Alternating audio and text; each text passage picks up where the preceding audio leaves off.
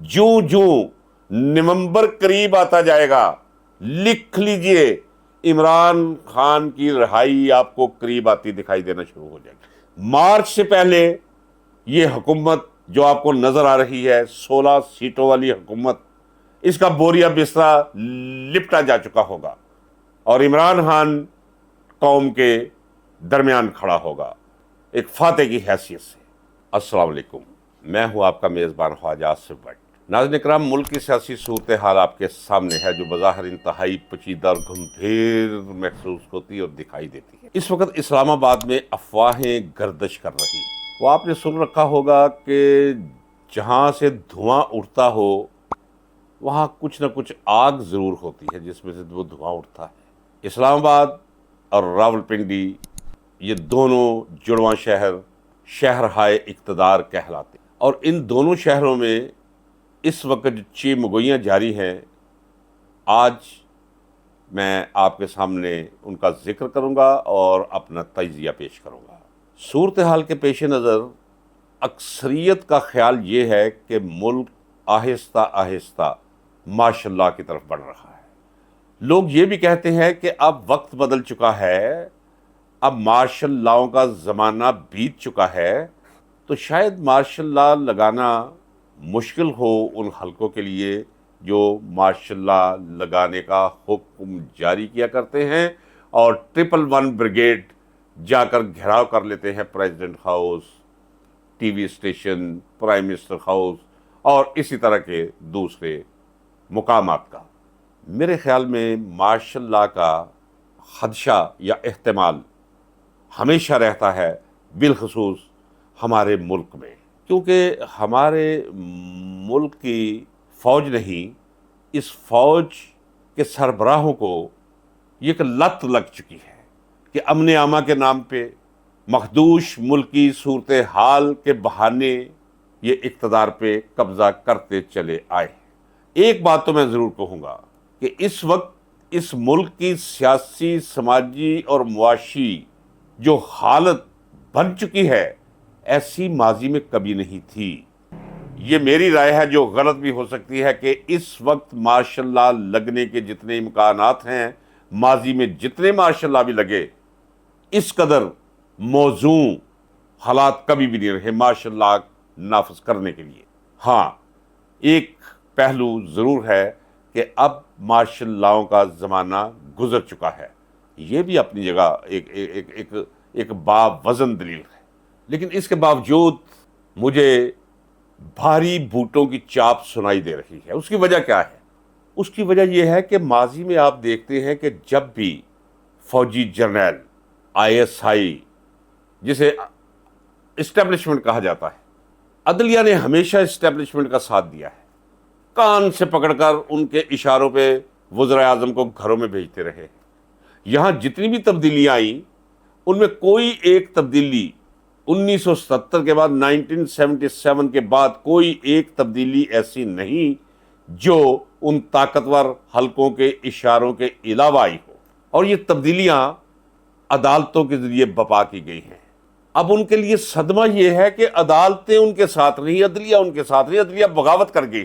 ایک بیچارہ، میں بدقسمت کہوں یا کوئی اور منسوب کروں اس کے ساتھ اللہ کا، ماں سوا قاضی فائز عیسیٰ کے اور اس کے ساتھ کچھ 2-4 اس کے حواری ہیں، اور وہ بھی ڈاماڈول ہیں۔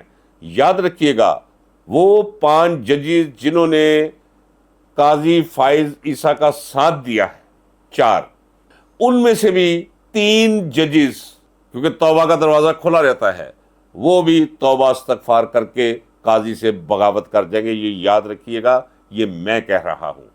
مجھے کل بھی ایک چینل والوں نے پوچھا، جب میں نے کہا کہ کل ایک اور شخص جسے ایڈ ہاک جج بننے کی آفر دی گئی ہے وہ انکار کر جائے گا، آج انکار کر گیا ہے۔ سابق جسٹس علی باقر، اس نے بھی انکار کر دیا ہے کہ بھئی میری توبہ ہے، میں ایڈ ہاک جج نہیں بننے جا رہا۔ مشیر عالم پہلے کر چکا ہے۔ یہ بقیہ 2 کے بارے میں آپ سے کہہ رہا ہوں کہ اگلے 5 دن کے اندر اندر یہ دونوں بھی انکاری ہو جائیں گے کہ پبلک پریشر اتنا زیادہ ہے۔ اس کا نتیجہ کیا ہے؟ اب ایک فرسٹریشن ہے، ایک غم ہے، اور غم کے ساتھ جڑا ہوا غصہ ہے ان چند فوجی جرنیلوں کے اندر جنہوں نے یہ سارا نظام بنایا اور یہ ڈبہ فلم ریلیز کر رکھی ہے جسے موجودہ ہم جیلی حکومت کہتے ہیں۔ اب غصے کے عالم میں کوئی راستہ باقی نہیں بچا۔ ایک راستہ تو یہ ہے کہ یہ رائے راست پر آ جائے، for the sake of the country and the nation. یہ جو 3-4 سارے کور کمانڈرز نہیں، 3-4 جنرلز، وہ دیکھیں کہ حالات کیا ہیں، رحم کرے، سب سے پہلے اپنے اوپر رحم کھائے۔ میں اللہ کو گواہ کر کے کہتا ہوں یہ زندگی چند روزہ ہے، اور یہ منصب تو بالکل ہی چند روزہ ہے ہی۔ فرض کریں کسی کو ایکسٹینشن بھی مل جائے، جنہوں نے ایکسٹینشنز لی، کہاں ہے آج وہ؟ کہیں نظر نہیں آتے، کہیں منہ دکھانے کے قابل نہیں رہے۔ ایک راستہ تو یہ ہے کہ ججز کو خود اپنی ذات پر رحم آئے، اپنی آئندہ نسلوں پہ رحم کھائے، وہ ملک اور قوم پہ رحم کھائیں، اور جس طرف منہ کر کے بکٹٹ بھاگے جا رہے ہیں رک جائیں، واپس مڑے اور کوئی راستہ نکالے۔ اور راستہ نکلتا ہے عمران خان کے ساتھ بات چیت کے ذریعے، جس پر ایک مقدمہ بھی ایسا نہیں جسے مقدمہ کہا جا سکے۔ سب مذاق ہے، سب سینہ زوری ہے، سب بے انصافی کی اخیر ہے۔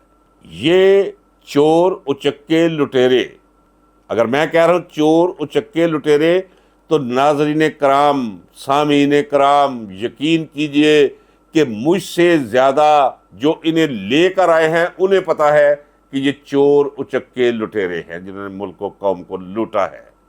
ان کا بوریا بسرا پیک کریں اور ملک میں ایک کڑوا گھونٹ پینا پڑے گا۔ اب محسوس نشستوں کی واپسی سے بھی معاملہ حل ہونے نہیں جا رہا۔ اب وہ جو 80 نشستیں جیتی ہوئی پی ٹی آئی کی نون لیگ کو دے دی گئی، ان کی واپسی سے بھی مسئلہ حل نہیں ہوگا۔ اس میں کوئی شک نہیں کہ نئے اور تازہ انتخابات کروانا کوئی چھوٹا سا معاملہ نہیں، اربوں روپے بھی خرچ کرنے پڑیں گے، ایک نیا ماحول پھر آئے گا۔ قومی اور ملکی مفاد کی خاطر یہ کڑوا گھونٹ ریاست کو پینا پڑے گا۔ منصفانہ انتخابات، غیر جانبدارانہ انتخابات ہی اس ملک اور قوم کو کسی بہتری کی طرف لے جا سکتے ہیں، نہیں تو شش جہات اندھیرا ہی اندھیرا ہے، غبار ہی غبار ہے۔ اور یہ غبار صرف ماحول میں نہیں، یہ غبار انسانوں کے اندر لاوا بن رہا ہے۔ اور بابا 9.5 کروڑ نوجوان ہیں جن کی پلکوں پہ کوئی مستقبل کا ستارہ روشن نہیں، جنہیں اپنا مستقبل تاریک دکھائی دیتا ہے، اور اوپر سے یہ بے انصافی، یہ جبر، تو لاوا پھٹ پڑے گا، پھر کسی سے روکا نہیں جائے گا۔ ایک ہی راستہ ہے، وہ ہے انتخابات کا راستہ۔ اور دوسری خبر جو گردش کر رہی ہے اسلام آباد کے اندر، وہ ہے کہ اس کا خدشہ ہے لوگوں کو کہ عمران خان سے چونکہ پیچھا نہیں چھوٹ رہا ان کا، عمران خان کو کہیں یہ جان سے نہ مار دے۔ عمران خان کو جان سے، زندگی اور موت ویسے تو اللہ کے ہاتھ میں ہے، ہمارا یہ عقیدہ ہے، ہمارا یہ ایمان ہے، لیکن عمران خان کو اگر جسمانی طور پہ ختم کرنے کی کوشش کی گئی تو پھر پاکستان کا اللہ حافظ ہے، یہ میں علی وجہ البصیرت کہتا ہوں، یہ ملک نہیں بچے گا، دوزخ بنا دیا جائے گا یہ ملک۔ ہاں ایک خدشہ ہے، میں سوچ بھی نہیں سکتا کہ اسٹیبلشمنٹ، طاقتور حلقے عمران خان کو جیل میں زہر دے کر یا اس پہ حملہ کروا کے یا کسی اور طرح اسے جسمانی طور پہ ہمیشہ کے لیے اپنی راہ سے ہٹانے کا کوئی قدم اٹھائے۔ میری دانش میں یہ ناممکن ہے، لیکن عمران خان کو اصل خطرہ اس کی رہائی کے بعد ہے۔ اس کی وجہ کہ بہت سے حلقے ہیں، بہت سے لوگ ہیں جنہوں نے لوٹ مار کر کے اربوں روپے ہضم کر رکھے ہیں، اور وہ ہے مینٹلی کرمنل، اور کرمنلز کے ساتھ ان کے تعلقات ہیں۔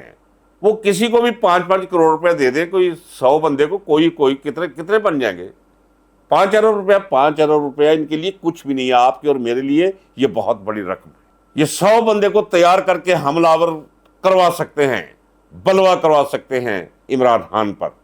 یہ اب ریاست کی ذمہ داری ہوگی یا پی ٹی آئی کے کیڈر کی ذمہ داری ہوگی کہ عمران خان باہر آ رہا ہے، اتنی جلدی نہیں لگیں گے ابھی، جوں نومبر قریب آتا جائے گا، لکھ لیجئے، عمران خان کی رہائی آپ کو قریب آتی دکھائی دینا شروع ہو جائے گی۔ مارچ سے پہلے یہ حکومت جو آپ کو نظر آ رہی ہے، 16 سیٹوں والی حکومت، اس کا بوریا بسترا لپٹا جا چکا ہوگا، اور عمران خان قوم کے درمیان کھڑا ہوگا ایک فاتح کی حیثیت سے۔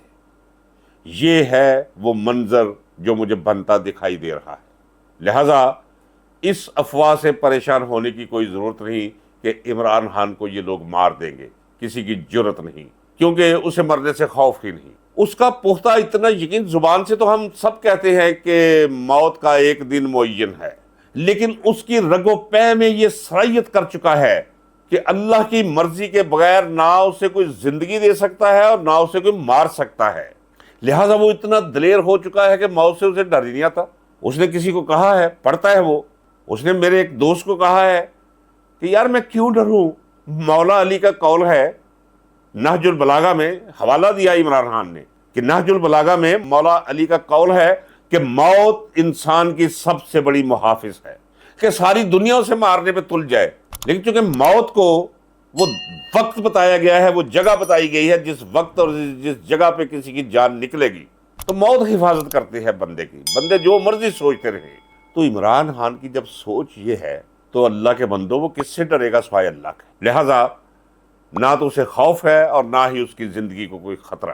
ہاتھ تک جمع رکھیے۔ ناظرین کرام، ولاگ ذرا طویل ہو گیا، یہیں اسے ختم کرتا ہوں، اور انشاءاللہ ملتے ہیں ہم اگلے ولاگ میں ایک انتہائی اہم موضوع کے ساتھ۔ اللہ حافظ۔